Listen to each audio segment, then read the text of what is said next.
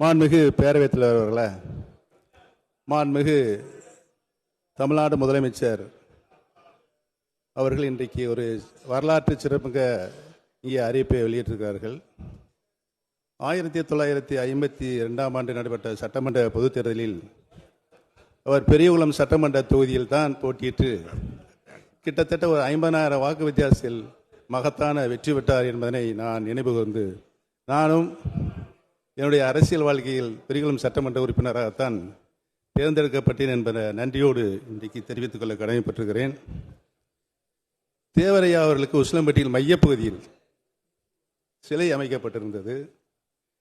தேவரையாவுக்கு உடன் பிறந்த சகோதரராக PK முக்கிய தேவர் அவர்கள் விளங்கி அனைத்து நிலைகளுக்கும் அவருக்கு ஆதரவு தந்தவர் திரு முக்கிய தேவர் ஐயா அவர்கள். அந்த நிலையை நான் எண்ணி பார்த்துதான் உசிலம்பட்டியில் முக்கிய தேவர் ஐயா அவர்களுக்கு ஒரு சிலை வைப்பதற்கு ஏற்பாடு செய்தேன். அதோடு மட்டுமல்லாமல் 3 கல்லூரிகளை, கலைக்கல்லூரிகளை மாண்புமிகு முன்னாள் முதலமைச்சர் கலைஞர் அவர்கள் தான் சமுதாய மக்களுக்காக, பின்தங்கிய சமுதாய மக்களுக்காக ஏற்படுத்தி தந்தார் என்பதையும், 20% இடஒதுக்கீடு இங்கே வீச்சறிவாலும் அது வேண்டாம், நீக்கியாச்சு.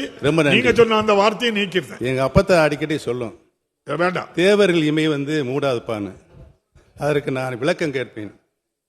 அப்பத்தாங்கிறது தந்தை வழிபாட்டியத்தான் நாங்கள் அப்பத்தா என்று அழைப்போம்.